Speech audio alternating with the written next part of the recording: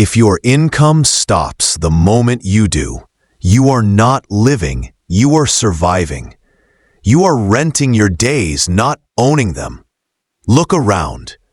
The world is filled with diligent souls waking to alarms they did not set, trading daylight for dollars, and collapsing into bed only to repeat the cycle tomorrow.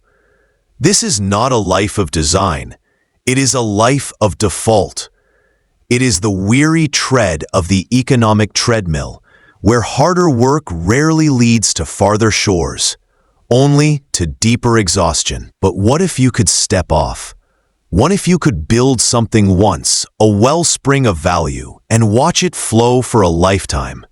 Not for a season, not until retirement, but forever. This is not a fantasy.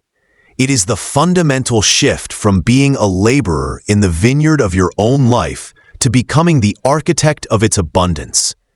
Most people live in the realm of direct exchange, an hour of effort for a unit of currency. It is a linear equation, and its limit is starkly defined by the number of hours in a day, the strength in your body, the clarity in your mind. This is the paradigm of the worker. This book is an invitation into the paradigm of the builder.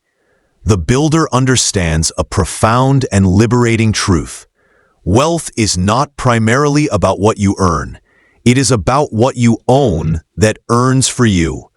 The builder plants seeds of effort that grow into trees of provision, yielding fruit long after the planting hand is still.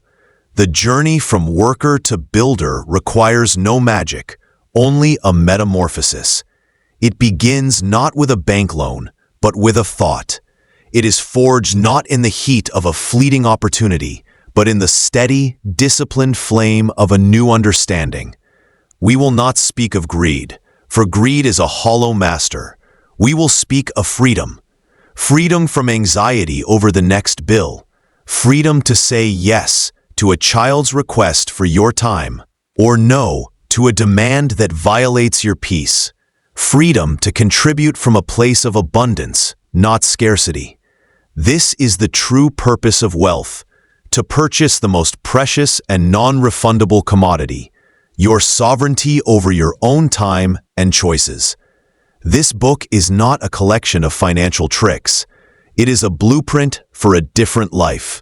We will first lay the cornerstone by examining the inner landscape, the beliefs and psychology that govern your relationship with money. We will then define, with crystalline clarity, what truly constitutes an asset, your silent, tireless workforce. We will train your greatest asset, your mind, to think as an architect of abundance. We will master the art of liberating time, alchemizing passion into provision, and investing in the unshakable pillars of independence. We will cultivate the quiet, relentless discipline that turns small, consistent actions into monumental results. We will engineer systems that automate prosperity. We will adopt the foundational creed of the creator over the consumer. And finally, we will look beyond the horizon of our own needs to craft a legacy, a wealth that outlives and serves. You do not need a fortune to begin. You need a new lens through which to see the world. You need the mindset of a gardener who plants an acorn knowing he may never rest in the shade of the oak, but plants it anyway for the generations of breezes it will catch. If you are tired of chasing and ready to start constructing, if you feel the stirring to move from a life of reaction to one of deliberate creation, then turn the page. The great shift begins now.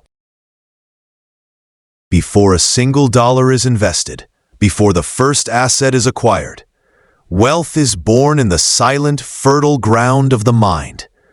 Your external financial reality is nothing more than a printout of your internal financial beliefs. To change the statement, you must first rewrite the code.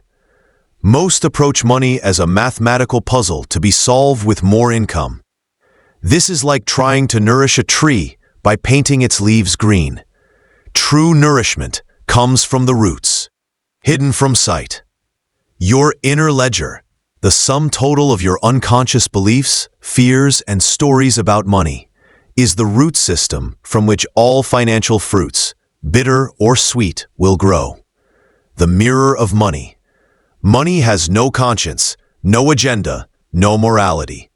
It is pure energy, a current that flows toward the patterns it recognizes. It is a mirror, reflecting back to you the beliefs you hold most deeply about security, worth, abundance, and possibility. If you see money as a scarce resource, won through struggle and held in fear, the mirror will confirm it. Your world will constrict to a series of shortages and anxieties. If you see money as a natural byproduct of created value, a tool for liberation and expression, the mirror will reflect that expansion. The money does not change. You do, and the current follows. Therefore, the first and most critical work is not in the market. It is in the meditation. It is an excavation of the soul. Auditing your inner ledger, ask yourself with ruthless kindness, what did I truly learn about money before I even earned my first dollar? Was it a source of arguments? Then you may equate money with conflict. Was it wrapped in guilt or seen as the root of all evil? Then you may subconsciously sabotage your own success to remain morally clean. Was it elusive, no matter how hard your family worked? Then you may harbor a belief that effort is never truly rewarded. These are not mere memories. They are the invisible hands that guide your spending habits, your reluctance to invest, your hesitation to charge your worth. You cannot out-earn a deep-seated belief in scarcity, but you can outgrow it. The two great liberations. The path to mastering wealth psychology requires two profound liberations. Liberation from scarcity. Scarcity whispers, there is not enough. It has you hoarding opportunities, fearing competition, and seeing every transaction as a loss. Abundance, its antidote, knows that the world operates on principles of growth and circulation. It understands that a closed fist can hold only what it already contains, while an open hand can both give and receive infinitely more. Practice gratitude, not as a platitude, but as a powerful recalibration of your focus. What you appreciate, appreciates. Liberation from identity. You are not your salary. You are not your net worth. You are not your possessions. When you fuse your identity to a financial number, you make yourself its hostage. Its rise brings arrogance. Its fall brings despair. True power lies in knowing your value is intrinsic and unassailable, a foundation of character, skill, and spirit upon which wealth can be built as a harmonious extension, not a defining source. The grammar of wealth. Your language reveals and reinforces your ledger. Listen to your own speech. Do you say, I can't afford that, cementing powerlessness? Or could you ask, how could I create the means for that, activating creativity? Do you say, money is so hard to make, affirming struggle? Or could you state, I am learning to attract value efficiently, affirming growth? Wealth has a grammar. It speaks in terms of solutions, responsibility, and possibility. Poverty has a grammar of complaint, blame, and limitation. You must choose your vocabulary with the care of a poet, for it is shaping your reality. The first law of financial energy: value first. Here is the core transmutation. Stop asking, how do I get money? Start asking, how do I become valuable? Money is not a pursuit. It is a consequence. It is the shadow cast by the substance of value.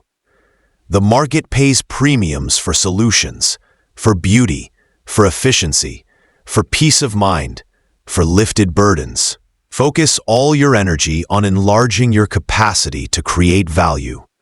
Cultivate a skill until it becomes a mastery. Solve a meaningful problem. Offer a genuine uplift. Become a person of such undeniable value that money must move toward you as naturally as rivers seek the sea. When you make this shift, you are no longer a beggar at the economy's door. You become a welcomed guest of honor, bringing a gift everyone desires: the peace of the keeper. Finally, understand this: the psychology of wealth culminates not in the thrill of acquisition, but in the profound peace of the keeper. It is the calm knowing that comes from understanding the rules, respecting the energy, and trusting your own capacity to navigate. It is the end of anxious speculation and the beginning of confident stewardship. When your inner ledger is reconciled, when your beliefs align with abundance, your identity stands separate from your accounts, and your primary drive is to create value. You have done more than set a budget. You have performed the essential alchemy. You have prepared the soil. Now, we plant the seeds. We now move from the internal to the architectural. Having calibrated the mind, we must now understand the very substance of lasting wealth, the asset. An asset is not merely something you own. It is a specific, powerful kind of possession. It is anything that puts money into your pocket, with or without your direct daily labor. Its counterpart, the liability, is anything that takes money out of your pocket. The entire journey from survival to freedom is the gradual, deliberate transformation of your economic life from a collection of liabilities into a curated portfolio of assets, your silent, tireless workforce. Most people live in a grand and exhausting misunderstanding. They work for money to buy liabilities that look like assets. The shiny new car that plunges in value the moment it leaves the lot and demands constant fuel, insurance, and repair is not an asset to you. It is an asset to the dealership and the bank. It is a loyal soldier in their army, not yours. The oversized home that devours your income in mortgage interest, taxes, and upkeep may store value, but unless it generates rent, it is primarily a lifestyle expense, a voracious liability in a pleasing disguise. This confusion is the bedrock of the rat race. To step off, you must learn to see with new eyes. The 3 vital signs of a true asset. A true asset possesses 3 vital signs. It generates cash flow. It produces income. This could be rent from a property, dividends from a stock, royalties from a book, interest from a bond, or profit from a business system that operates without your hour-by-hour involvement. This is its breath. If it does not breathe out more than it inhales, it is not alive as an asset. It appreciates in value. Over time, it is worth more than you paid for it. Its market value grows. Real estate in a developing area, shares in a great company, a brand you've built, these have the capacity to grow in worth. This is its growth. It saves you money, the hidden asset. This is often overlooked. A solar panel system that eliminates your electric bill is an asset. An education that grants you a higher-paying skill is an asset.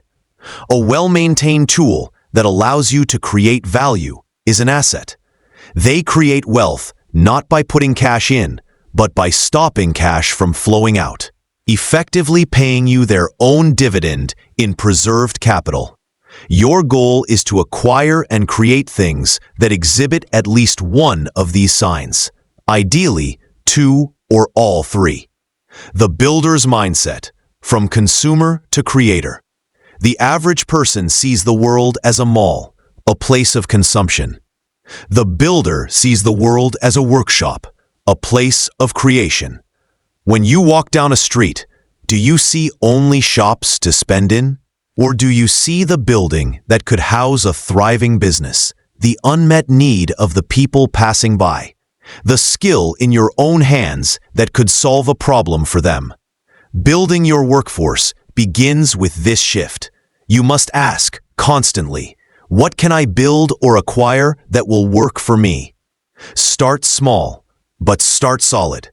You need not begin with an apartment complex or a stock portfolio. The mightiest oak grows from a single acorn. Your first assets might be humble, but they must be true to the principle. The asset of a skill. A marketable skill is a portable, unseizable asset. Invest time, your most precious capital, to hone it to such a degree that people seek you out and pay a premium. This skill becomes the engine that funds your other assets.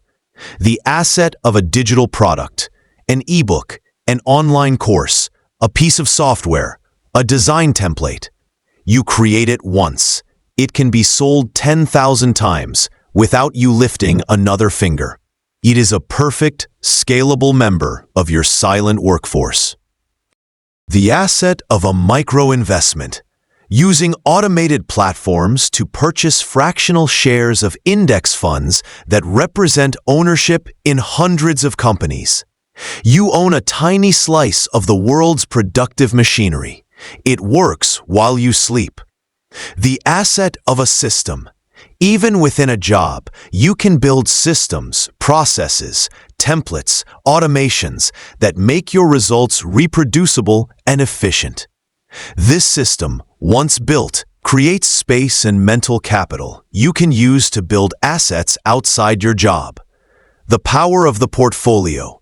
Diversity in service of peace. Do not put all your faith in one soldier. A single asset is a strategy. A portfolio is a philosophy. Your silent workforce should be diversified, different members working in different sectors with different risk profiles and income cycles. This is not speculation, it is stability. When one part of the economy rests, another is awake and working. Your rental income may be steady, your dividends may be quarterly, your digital product sales may spike in winter. Together, they form a resilient, rhythmic flow of provision. This diversity grants you the ultimate asset, one that cannot be quantified on a balance sheet. Peace of mind. You are no longer dependent on a single employer, a single client, or a single market. You have built a citadel with many gates. The question that changes everything. From this day forward, let this question guide every significant financial decision you make. Am I buying a liability that consumes, or am I funding an asset that produces? When you hold a sum of money, see it not as spending power, but as deployment capital. You are the general. Will you deploy these soldier dollars on a costly parade, a liability to impress others? Or will you send them quietly to the front lines to capture territory, an asset that will send back reinforcements? Building your silent workforce is the patient art of choosing, again and again, the long-term gain over the short-term glitter.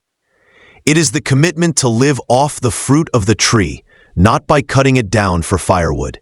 You have now met your true employees. They do not require a salary, only intelligent acquisition and wise stewardship.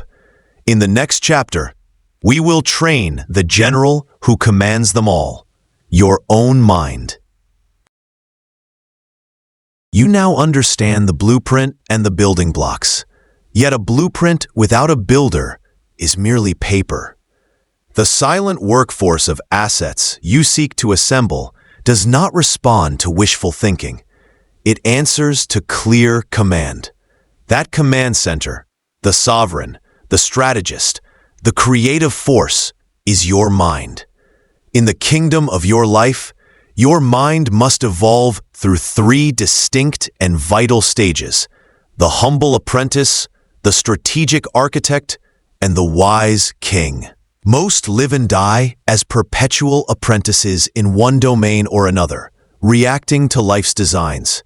The builder must consciously ascend this throne. Stage 1, the mind as apprentice. Every master was first a student. The apprentice mind is curious, humble, and disciplined. Its primary function is not to create, but to absorb. It understands that before it can design its own structures, it must understand the laws of physics, the strength of materials, the styles that have endured. This is the phase of dedicated learning. But it is not passive consumption. The apprentice mind is directed. It does not wander the library of life, picking up random volumes. It seeks out specific texts on finance, economics, psychology, systems design, and the biographies of those who have built what you admire. It reads not for entertainment, but for extraction. It asks of every book, every conversation, every experience, what principle can I take from this? What tool can I add to my belt? The enemy of the apprentice is pride, the belief that you already know enough. The fuel of the apprentice is the thrilling humility of knowing how much lies beyond your current understanding. Embrace this stage. Cherish it. The depth of your foundation determines the height of your tower. Stage 2. The mind as architect. With knowledge comes the capacity for design. The architect mind looks at the raw materials of your life, your skills, your time, your capital, your relationships, and begins to draft a plan. It moves from what is to what could be. This is the phase of synthesis and strategy. The architect does not see a dollar as a cup of coffee. It sees it as a potential brick in a future income-producing wall. It does not see an hour as something to be filled, but as a resource to be allocated. So much for skill building, apprenticeship. So much for asset building, construction. So much for restoration, to maintain the builder. The architect mind is responsible for your system. It builds the automated savings transfer, designs the workflow for your side business, plots the learning path for your next certification. It thinks in terms of leverage, efficiency, and compound growth.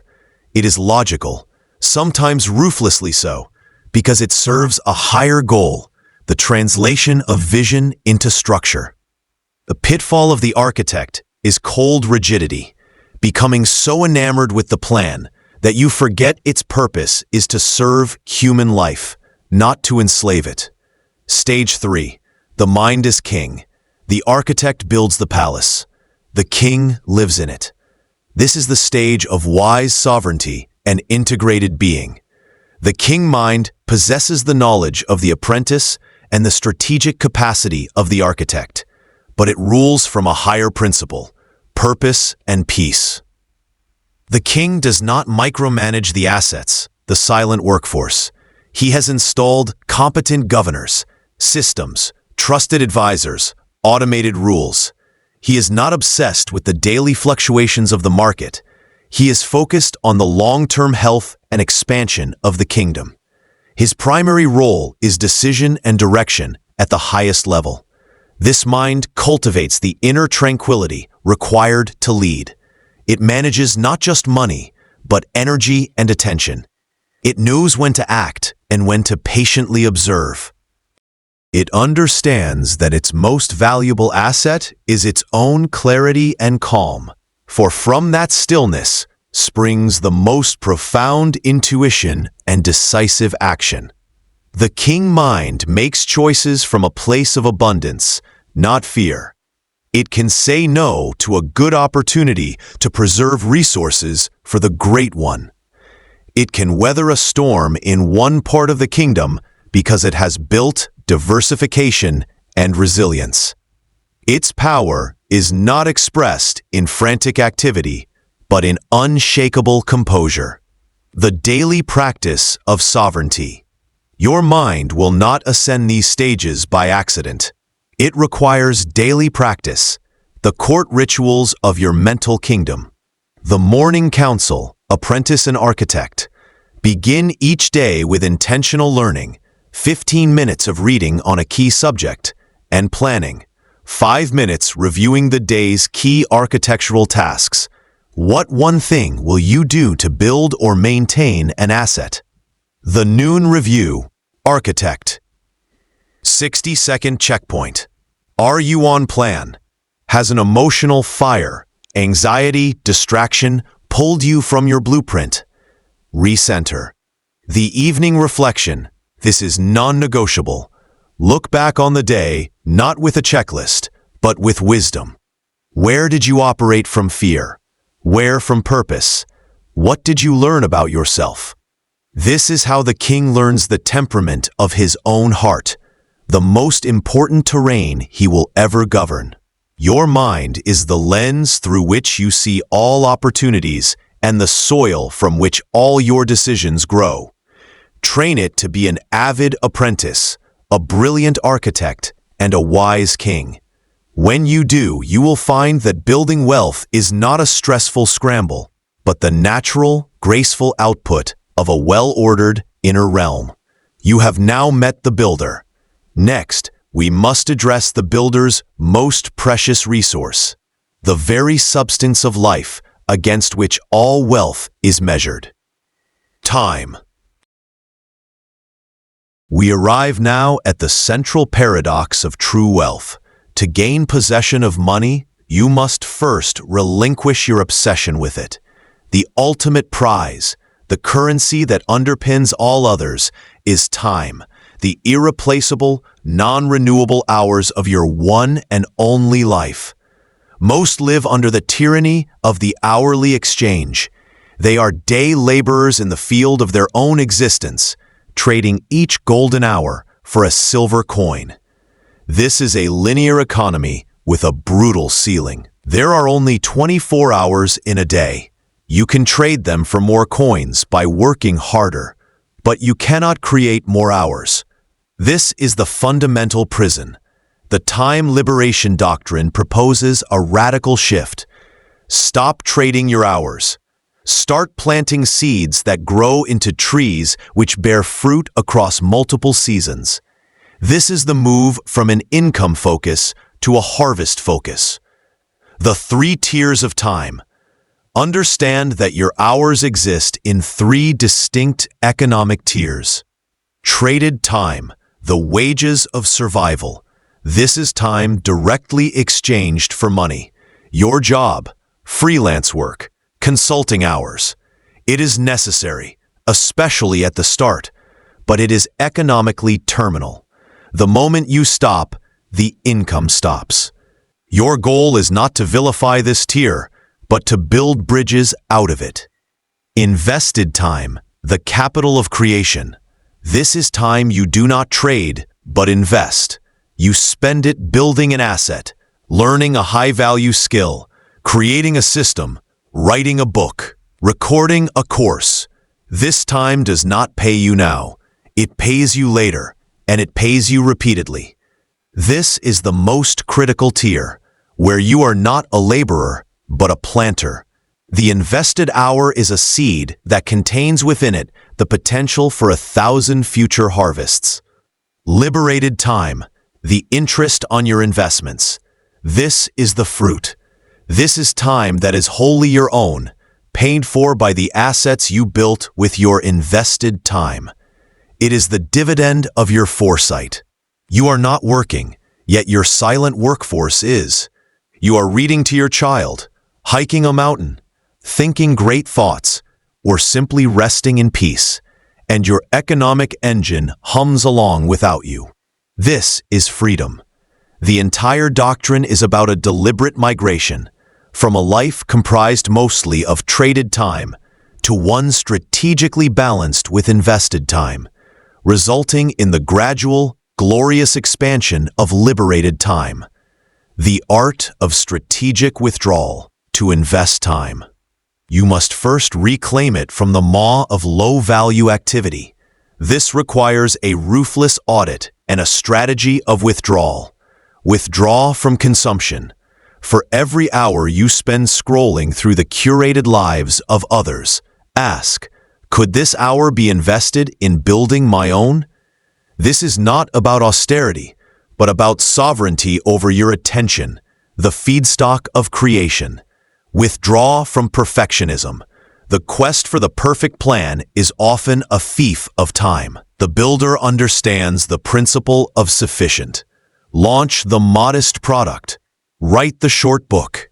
Make the small investment. Momentum, not perfection, liberates time. Withdraw from tasks that don't scale. Are you personally handling customer service for your side business? Can you create a FAQ or hire a virtual assistant for a few hours? Your invested time must go into building systems, not performing repetitive tasks that a system or a modest payment could handle. The leverage multipliers. Your invested time becomes geometrically more powerful when applied through levers. The lever of technology. A single piece of software can automate a task that once consumed 10 hours a week. That is 10 hours liberated for higher value investment. The lever of capital. Once you have seed capital from traded time, you can use it to buy the time and skills of others, a developer, a marketer, a property manager, to build assets faster than you could alone. The lever of knowledge.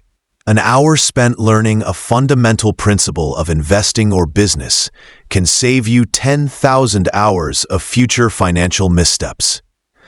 Knowledge is a time compression tool. Redefining productivity. In the hourly exchange model, productivity is doing more things.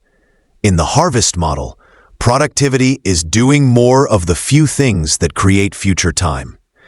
At the end of each day, do not ask, "Was I busy?" Ask the liberating question, "What did I do today that will create time for me in the future?" Did you automate a bill payment? That saves future hours. Did you create a template for a recurring task? That saves future hours. Did you learn a skill that will increase your value per traded hour? That will allow you to trade fewer hours for the same capital to invest.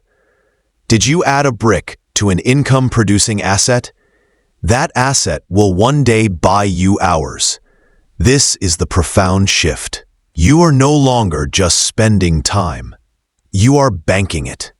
You are depositing invested hours into the trust fund of your future freedom, where it will compound and pay out in the currency of liberated days, months, and years. Time is the field. Your invested hours are the seeds.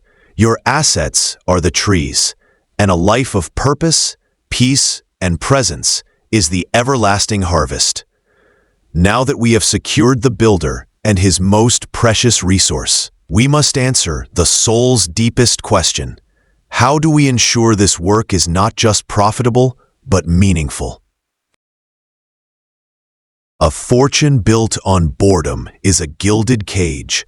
A life spent building assets you care nothing about is a form of high-paying servitude.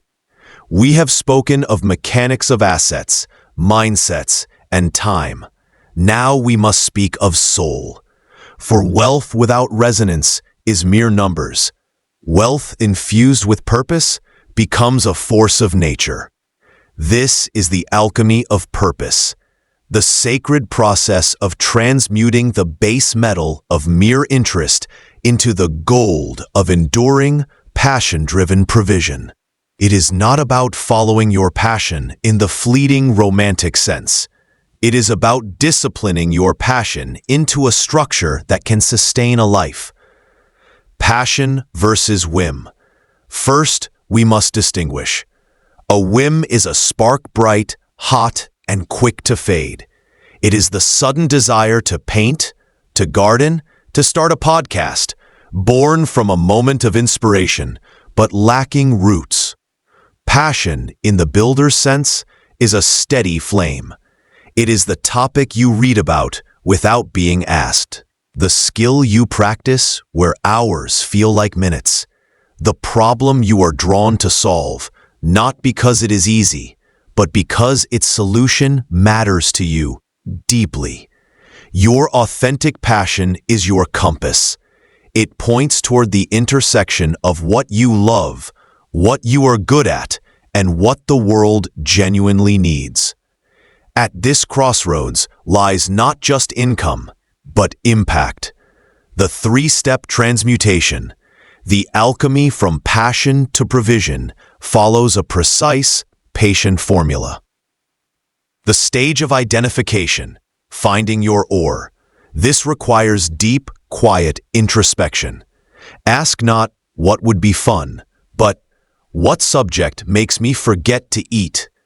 What pain have I overcome that others still struggle with? What do people consistently ask me for help with? What would I do even if I were never paid? The answer is your raw ore. It might be organizing chaos, teaching complex concepts simply, building physical strength, or creating beauty. The stage of craftsmanship, refining the metal.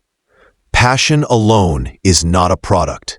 It must be refined through skill. The passionate gardener must learn botany, marketing, and e-commerce.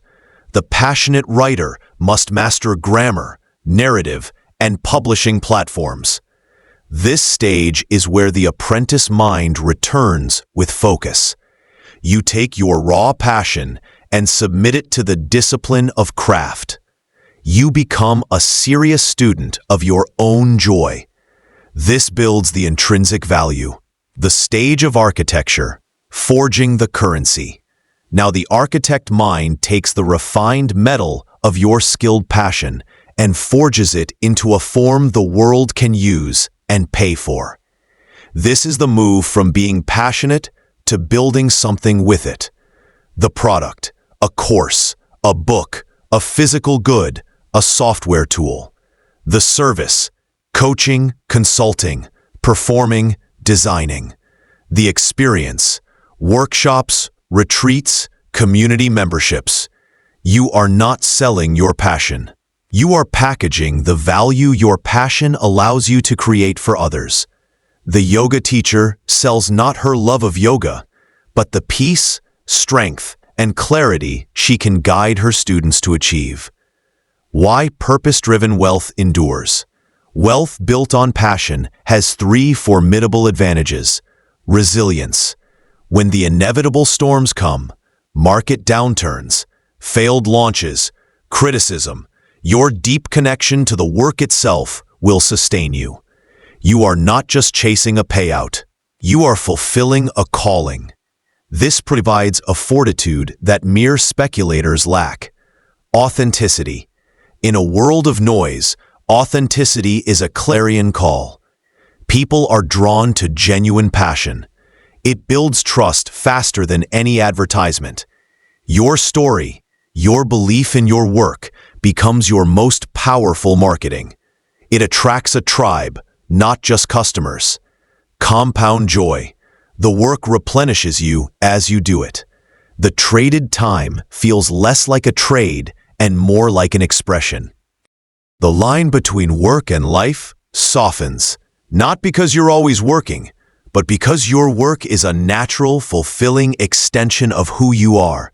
This creates a virtuous cycle where success fuels your passion, and your passion fuels greater success.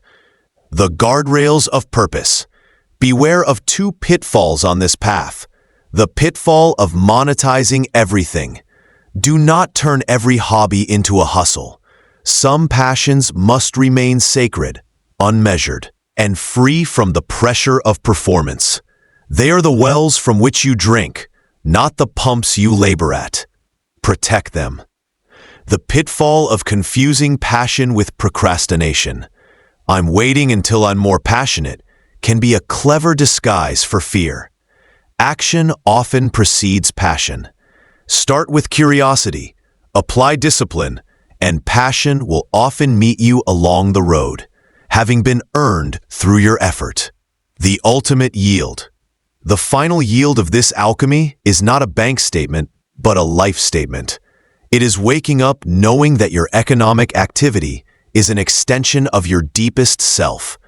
It is the profound satisfaction that comes from knowing the wealth you are building is not just for consumption, but for contribution, a testament to what you believed in, and a tool to amplify it. Your purpose is the sun, Your passion is the heat. Your skill is the lens. Focus them together, and you can start a fire that warms you for a lifetime and lights the way for others. You now have a builder with a soul, working with purpose. But this builder must stand on unshakable ground.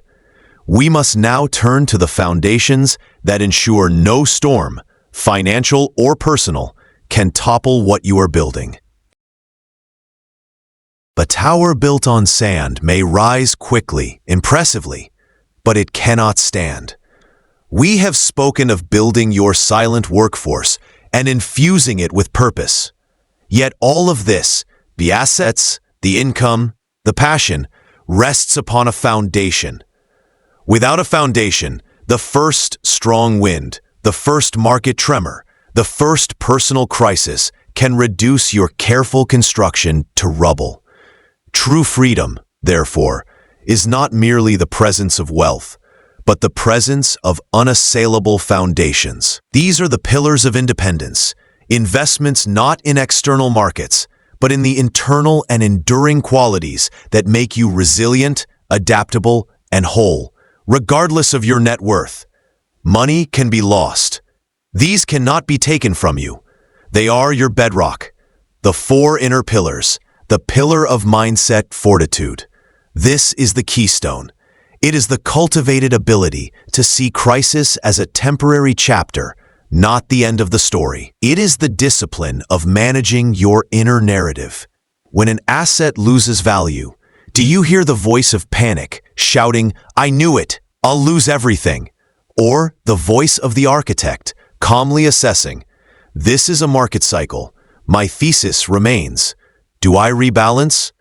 This fortitude is built through daily practice, meditation, challenging negative self-talk, consuming philosophy and stoic wisdom, and consciously choosing perspective. A fortified mind is the ultimate asset protection plan, the pillar of practical skill. Your knowledge of money is vital, but so is your knowledge of things. These are the hands-on competencies that grant you agency in the physical world. Basic carpentry, cooking, gardening, mechanical repair, first aid. In a world of fragile global supply chains and expensive specialized labor, the person who can mend, grow, fix, and create from raw materials possesses a profound form of wealth. These skills decommoditize your life, reduce your dependence on spending, and provide a deep, quiet confidence. You are no longer a helpless consumer awaiting a service call. You are a capable human being. The pillar of physical vigor. Your body is the vessel for your mind and the engine for your work. To neglect it is to build your empire on a fault line. Investing in vigor is not vanity. It is vital infrastructure. Consistent movement, nourishing food, and prioritized sleep are not lifestyle choices. They are capital expenditures on your primary physical asset. Energy, clarity, mood, and longevity are the dividends. A depleted body produces a depleted mind, and a depleted mind makes poor financial and life decisions. Your health is the foundation of all other wealth, the pillar of nurtured relationships. Independence does not mean isolation. It means choosing interdependence from a position of strength, not need. Your network of true relationships, family, deep friends, trusted mentors, a supportive community, is a non-financial safety net of immense strength. These are the people who offer wisdom, a spare room, an introduction, or simply a listening ear when the world feels cold. Cultivating these requires an investment of time, vulnerability, and generosity before you need it. This pillar reminds you that you are not building just for yourself, but as part of a human tapestry. This connection guards against the spiritual poverty that can accompany even great material success. The two outer bulwarks. These inner pillars are shielded by two critical outer bulwarks. The bulwark of the emergency reserve. This is the first and most tangible financial pillar. It is liquid capital, enough to cover 6 to 12 months of essential living expenses, held in a safe, accessible place. Its purpose is singular: to give your fortified mind time and space to make decisions. Without it, a job loss or medical issue forces you into panic and poor choices. With it, you can breathe, assess, and act from strategy, not desperation. It is the moat around your castle, the bulwark of legal and ethical order. This is the unsexy paperwork of freedom. A properly drafted will and testament, appropriate insurance, health, life, disability, liability. A clean and understandable business structure if you have one. These are not for today's you. They are for a future you under stress, or for the loved ones you may leave behind. They ensure that an accident or an unexpected event does not unravel everything you've built. They are the rules of order that prevent chaos from claiming your legacy. The synergy of the pillars. These pillars do not stand alone. They support one another. Your physical vigor gives you the energy to maintain your practical skills. Your mindset fortitude helps you nurture and not neglect your relationships during hard times. Your emergency reserve, a financial asset, buys the peace of mind that strengthens your mindset fortitude. When you invest in these pillars, you achieve a state beyond financial independence. You achieve existential independence. You are no longer fragile. You are anti-fragile, capable of being strengthened by shocks, uncertainty, and volatility. A market crash may devalue your stock portfolio, but it cannot devalue your skills, your health, your community, or your resilient mind. In fact, such an event may reveal new opportunities that only your unshakable foundation allows you to see and seize. This is the profound secret. By building the pillars that money cannot buy, you become infinitely better at building, keeping, and using the money you earn. You are no longer a leaf in the wind of fortune. You have become the tree, with roots deep enough to weather any storm, and branches strong enough to reach for any sun. With an unshakable foundation and a soulful purpose, we now turn to the quiet, daily engine that turns vision into reality: discipline. We have reached the engine room. Here, amidst the quiet hum of systems, lies the true source of power. Not a single brilliant insight, not a lucky windfall, but the steady, rhythmic pulse of discipline. This is the force that transforms the blueprint of the architect into the enduring kingdom of the king. It is the daily practice that makes freedom inevitable. Understand this: wealth is not an event, it is a habit. It is the aggregate result of hundreds of small, almost invisible choices made consistently over time. Choices that favor your future self over your present impulse. This is the discipline dividend, the compound interest paid not on your money, but on your character. Discipline is not deprivation. The world mistakes discipline for austerity, a grin-faced denial of life's pleasures. This is a profound error. True discipline is not the enemy of joy. It is its architect. It is the decision to skip the third drink tonight, to feel vital tomorrow. It is the choice to invest $100 before spending it, to buy a future of choice rather than a present of clutter. Discipline is the highest form of self-respect. It is how you keep the promises you make to your future self. The undisciplined life is the life of perpetual reaction, blown about by every wind of desire, advertisement, and social pressure. It is expensive, exhausting, and ultimately impoverished. The disciplined life is one of response, guided by internal design. It is calm, potent, and rich in possibility. The 3 layers of financial discipline. The habit of wealth is built in 3 concentric layers, from the internal to the external. The inner layer, discipline of thought. This is the mastery of your attention and narrative.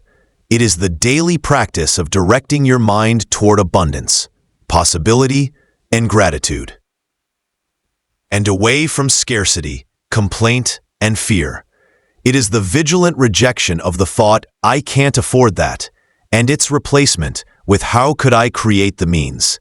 It is choosing your mental diet, the books, conversations, and media you consume, as carefully as you choose your food. Your thoughts are the seeds. Your actions are the harvest. You must weed the garden of your mind daily. The middle layer, discipline of action. This is the structured follow-through. It is the non-negotiable weekly budget review. It is the automated savings transfer that happens the moment income arrives. It is the invested hour you schedule each day to build your asset, even when you don't feel like it. This layer runs on systems, not motivation. You do not wait to feel disciplined. You build a disciplined process and follow it. The action itself, repeated, creates the feeling of discipline. The outer layer, discipline of preservation. This is the wisdom that protects what you build. It is the discipline to not raid your emergency fund for a vacation. It is the patience to let your investments compound without constantly fiddling with them. It is the restraint to live below your means, even as your income rises, so that your lifestyle inflates slower than your assets. This is the discipline of the farmer who does not eat his seed corn. The magic of the minimum viable action. The enemy of discipline is the overwhelming perfect plan. The grand resolution to get my finances in order is doomed because it is vague and massive. Discipline thrives on specificity and triviality. Instead, establish your minimum viable action, MVA. This is the smallest, easiest, utterly non-intimidating action that, done daily, moves you in the right direction. Is your goal to track spending? Your MVA is to log one purchase in an app each day. Is your goal to build an investment habit? Your MVA is to invest $5 each day. Is your goal to learn about real estate? Your MVA is to read 3 pages of a relevant book each night. The power of the MVA is that it cannot be resisted. It is too small to fail at. And in doing it, you prove to yourself your own reliability. The streak of consecutive days becomes a treasure you don't want to break. Momentum builds. The MVA often expands naturally, but even if it doesn't, the consistency alone is transformative. You are not building a portfolio in a day. You are building the identity of a disciplined person, one tiny victorious action at a time. The dividend paid. What is the return on this disciplined investment in yourself? It is paid in a currency more valuable than money. The dividend of trust. You begin to trust yourself. You know that when you decide something, you will follow through. This self-trust is the foundation of all confidence. The dividend of momentum. Small, consistent actions create a flywheel effect. Successes, however tiny, fuel the belief for slightly larger actions. Progress becomes self-reinforcing. The dividend of peace. The anxiety of chaos is replaced by the calm of order. When your financial life is on autopilot via disciplined systems, a profound peace descends. You are no longer worried about forgetting a bill or wondering where your money went. Your mind is freed for higher things. The dividend of freedom. Ultimately, this is the payout. The discipline you exercised for years, the saved dollars, the learned skills, the built assets, matures into the tangible freedom to choose how you spend your days. The discipline was the price, and freedom is the product. Discipline is the bridge between the life you have and the life you want. Every time you choose the harder right over the easier wrong, you are not depriving yourself. You are depositing another brick into that bridge.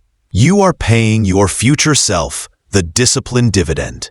And with this unwavering engine in place, we can now install the most liberating system of all, one that ensures the engine runs perfectly, even when you are not in the room. We have built the builder, laid the foundation, and installed the engine of discipline. Now, we reach the pinnacle of applied wisdom, the creation of an autopilot economy. This is not a fantasy of idle leisure. It is the sophisticated, systematic engineering of your financial life so that the essential wealth-building functions occur seamlessly without your constant manual intervention. It is the ultimate delegation from your fragile willpower to the flawless logic of well-designed systems.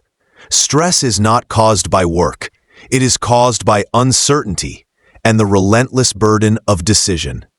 The autopilot economy's primary product is not money, but cognitive liberty, the freeing of your mind from the mundane so it can engage in the magnificent. The philosophy of autopilot. The goal is to move from being the operator of your finances to being the overseer. The operator is stuck in the engine room, shoveling coal, reacting to every gauge and alarm. The overseer is on the bridge, charting the course, trusting the automated systems below to maintain steam and direction.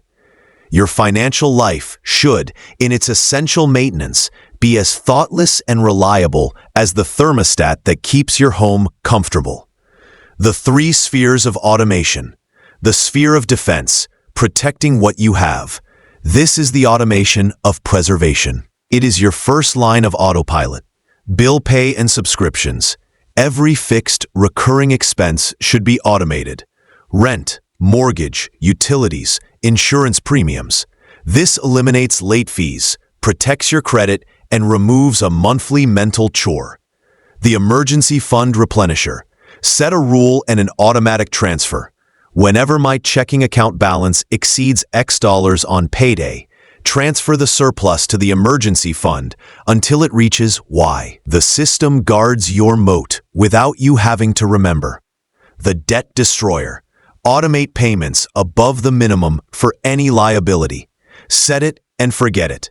Watch the balance shrink automatically, like a slow, steady tide eroding a sandcastle. The sphere of offense, building what you want. This is the automation of growth. It is your silent, relentless army on the march. The pay yourself first pipeline, the single most powerful autopilot command. The instant income hits your account. Predetermined percentages are automatically diverted before you see them. To your investment account, for example, 15%. Your savings goal, for example, 5%. Your education fund, for example, 5%. You budget only with what remains. This ensures wealth building is never an afterthought. The drip feed investor. Set up automatic, recurring purchases of your chosen index funds or other core investments every week or month. This employs dollar cost averaging. You buy more shares when prices are low, fewer when they are high, all without a moment of market timing stress. You are buying the future of human enterprise on a schedule, like clockwork. The digital asset custodian. For digital products or royalties, use platforms that handle delivery, licensing, and payment collection automatically. A sale in Tokyo happens while you sleep in Toledo, and the proceeds land in your account. The sphere of intelligence, informing without overwhelming. Autopilot does not mean ignorance. It means curated, calm awareness. The weekly digest. Use tools that send you one consolidated report weekly. Total net worth change, cash flow summary, upcoming bills. No daily noise, just a strategic snapshot. The alert sentinel. Set triggers for important events, not fluctuations. Alert me if my spending in dining out exceeds $300 this month. Notify me if my portfolio allocation drifts more than 5% from target. The system watches the waves so you can focus on the horizon. Overcoming the psychological hurdle. The greatest barrier to the autopilot economy is a lack of trust. We are conditioned to believe that if we're not actively worrying, controlling, and fussing, things will fall apart. You must overcome this. Start small. Automate one thing, a single savings transfer. Watch it work faithfully for 3 months. Build trust in the system, as you would with a reliable employee. Then, delegate more. The goal is to reach a point where you could be digitally disconnected for a month, and your financial foundation would not only remain intact, but would continue to strengthen in your absence. The liberation achieved. When your autopilot economy is fully operational, something profound shifts. Your relationship with money becomes calm, strategic, and almost detached. You are no longer emotionally jerked around by every market dip or unexpected expense. The systems handle it. The guardrails are up. This liberation creates the space for the highest value work you can do. Deep creation, strategic thinking, and genuine living. Your mental energy, previously spent on remembering to transfer money or fretting over a bill, is now available for building your business, connecting with loved ones, learning a new skill, or simply resting without a background hum of financial anxiety. Your money is finally working for you, not in the abstract, but in the literal, mechanical sense. It is following orders you gave in a moment of clarity, executing them with perfect discipline, and reporting back with serene efficiency. You have engineered peace of mind. You have built a machine for freedom. And now, with this time and cognitive liberty, you face the most important question of all. What will you create? You stand now at a crossroads of identity, the most significant one you will ever face. It is not a financial crossroads, but an existential one. Down one path lies the well-trodden, illuminated route of the consumer. Down the other, the quieter, more demanding path of the creator. Your ultimate wealth and the meaning of your life hinges on this choice. The consumer's world is one of absorption and acquisition. It asks, what can I get?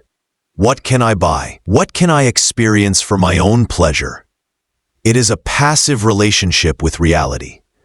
The creator's world is one of expression and contribution. It asks, what can I make? What problem can I solve? What value can I bring into being? It is an active, generative relationship with reality. The autopilot economy was not built to fund endless consumption. It was built to fuel unlimited creation. The economics of creation understand this fundamental law. Consumption depreciates. Creation appreciates.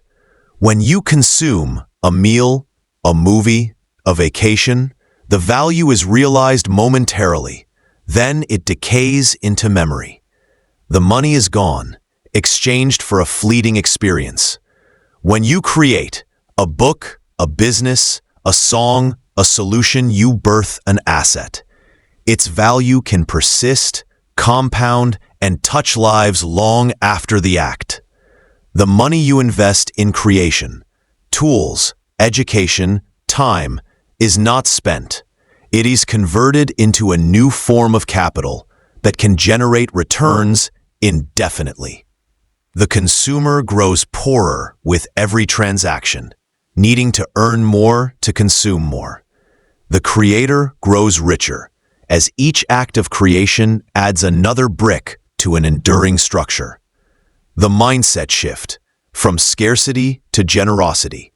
Consumption is rooted in a mindset of scarcity. The fear that there is not enough, so you must grab and hold. Creation is rooted in a mindset of generosity, the faith that by giving your unique gift, you will be replenished. You are not taking a slice from a finite pie. You are baking new pies for the world. This is why the Creator's path is the only sustainable path to true wealth. It aligns your economic activity with the fundamental principle of life itself: growth, expression, and contribution. You become a source, not a sink. Your unique signature. You are not meant to be a copy. The world does not need another replica of someone else's life, someone else's business, someone else's art. It needs your perspective, filtered through your experiences, shaped by your struggles, and offered with your voice. Your Creator's signature is found at the intersection of your wound. What pain have you healed from that allows you to see a cure others miss? Your wonder. What subject fills you with awe and endless curiosity? Your craft. What skill have you honed that can serve as your chisel to shape value? Do not ask, what's popular? Ask, what can only I make? That is where your power lies. The daily practice of creation. Adopting the Creator's creed is a daily discipline. It means protecting your prime hours, your most alert, focused time for creating, not consuming. It means starting your day by asking, what will I bring into the world today? Before you ask, what does the world have for me? It requires curating your inputs. Garbage in, garbage out. If you fill your mind with the trivial, the angry, the superficial, that is what you will reproduce. Feed your mind with philosophy, great art, deep conversations, and nature. You are the steward of your own inspiration. Creation as service. Do not create in a vacuum. The highest form of creation is an act of service. See the person you are creating for. Feel their frustration, their unmet need, their quiet hope.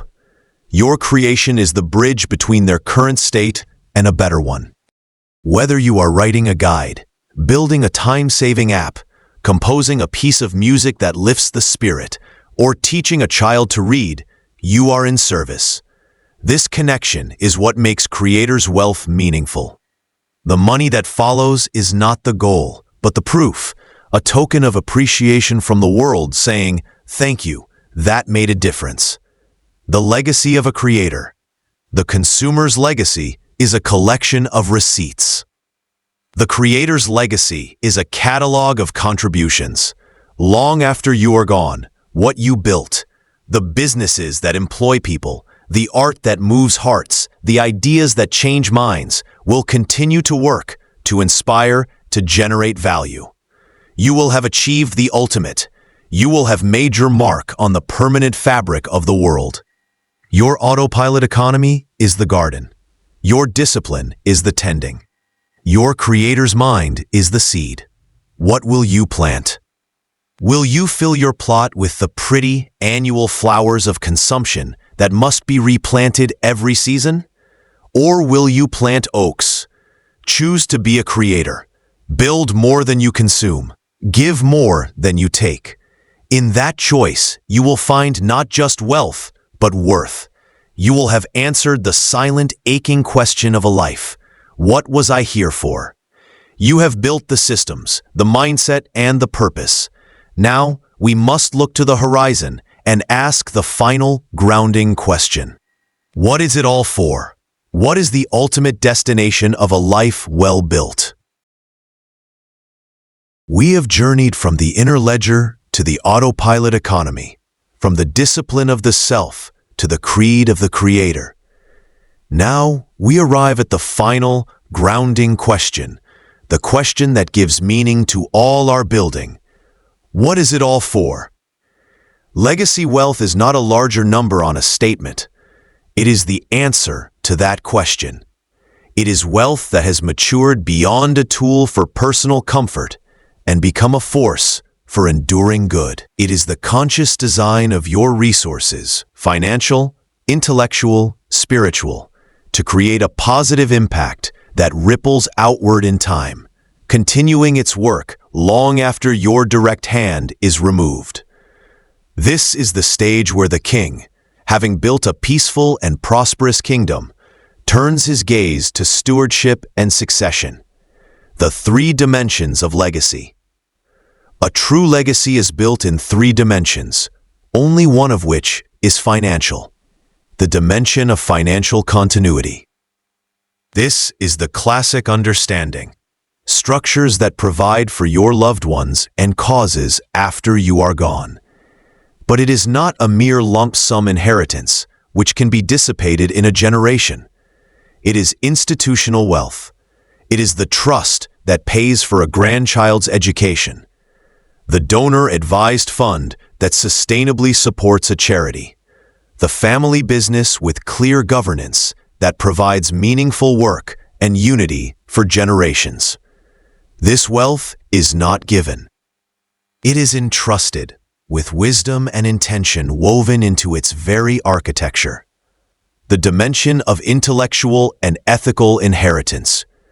This is your most precious legacy, and it costs nothing to transmit, yet is more valuable than gold. It is the philosophy of wealth you instill. It is the lessons you teach your children about value creation over consumption, about resilience, about the dignity of work, and the responsibility of abundance. It is the principles you lived by, your integrity, your generosity, your curiosity, etched into the character of those you influence. A fortune passed down without this ethical compass is a curse.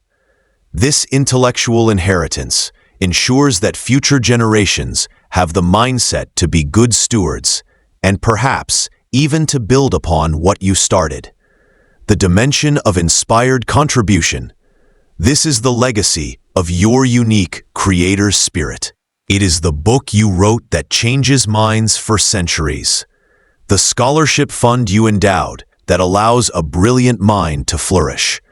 The beautiful public space you helped create. The innovative company culture you built that becomes a model for others. This is where your passion and purpose achieve immortality. It is your signature on the world, not in ink, but in lifted lives and elevated thought. The shift from having to tending. Legacy wealth requires a profound psychological shift, from being an owner to being a steward. The owner asks, "What can this do for me?" The steward asks, "What am I responsible for? And how can this resource serve a purpose greater than myself?" You are no longer building just for your lifetime. You are planting a forest under whose shade you will never sit. This stewardship mindset brings a deep, quiet joy. The anxiety of possession is replaced by the serenity of purpose. You are no longer protecting a hoard. You are nurturing a living, growing entity that exists to do good. The litmus test of enough. The pursuit of legacy wealth brings you face to face with the most liberating question in finance. What is enough? Without an answer, you are condemned to the hamster wheel of infinite accumulation, forever fearing scarcity.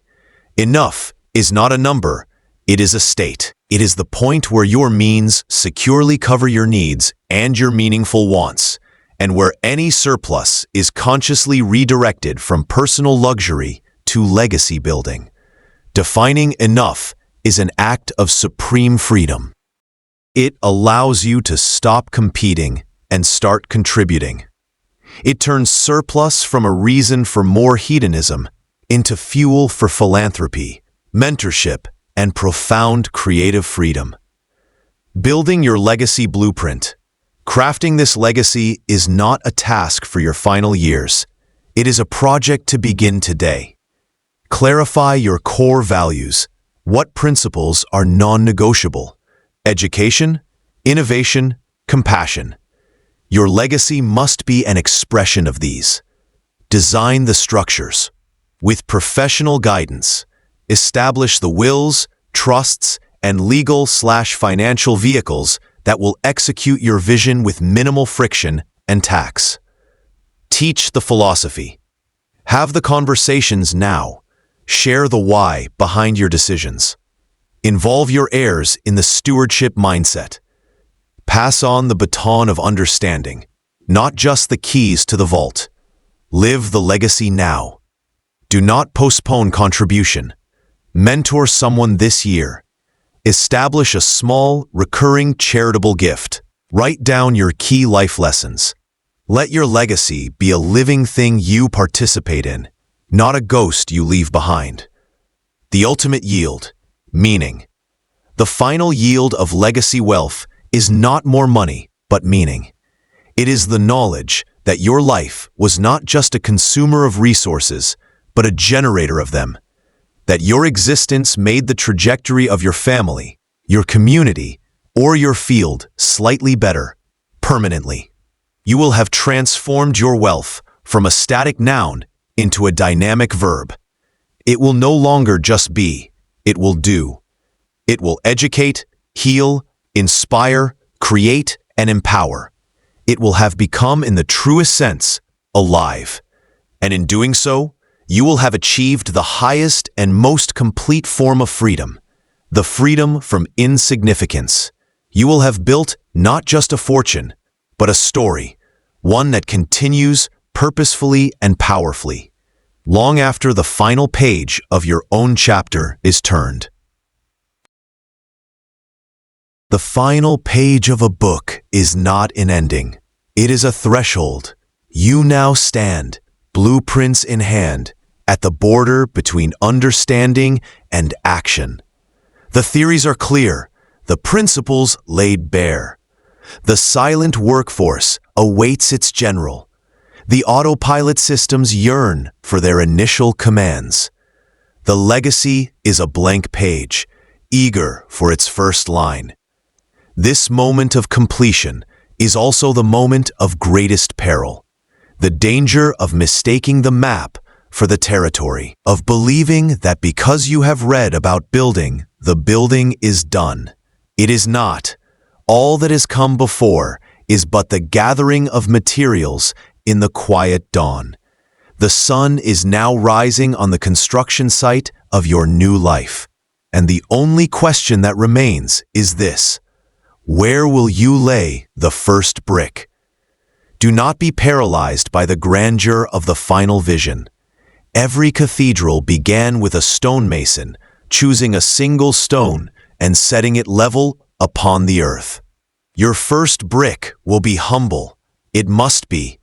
Perhaps it is the brick of awareness, sitting down tonight, without judgment, to look at your last bank statement and truly see where your money goes. Perhaps it is the brick of a tiny automatic transfer, setting up an injunction for $10 a week to move from your checking to a savings account you label Freedom Fund.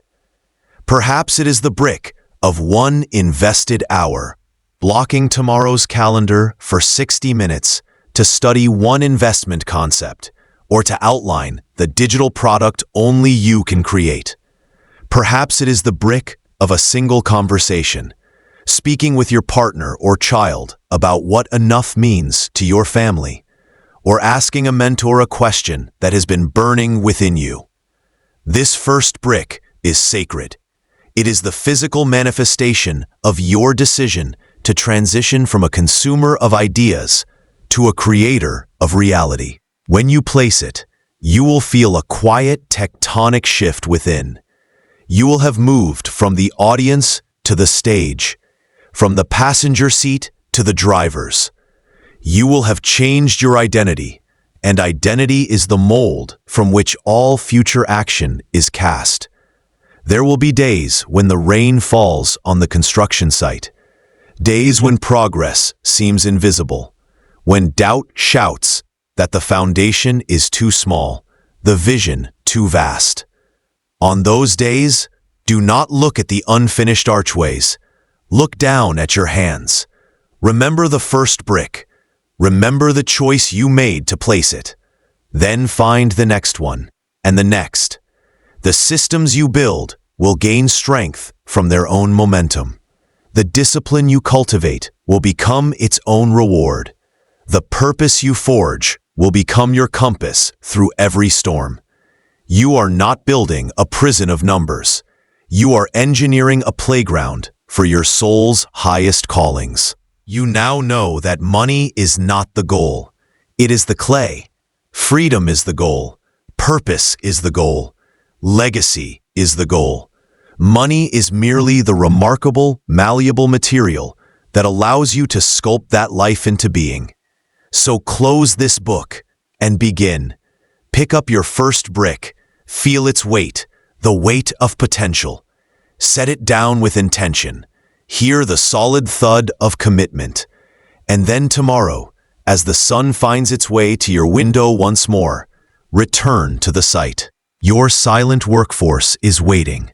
Your kingdom is calling. Your legacy is whispering. Begin.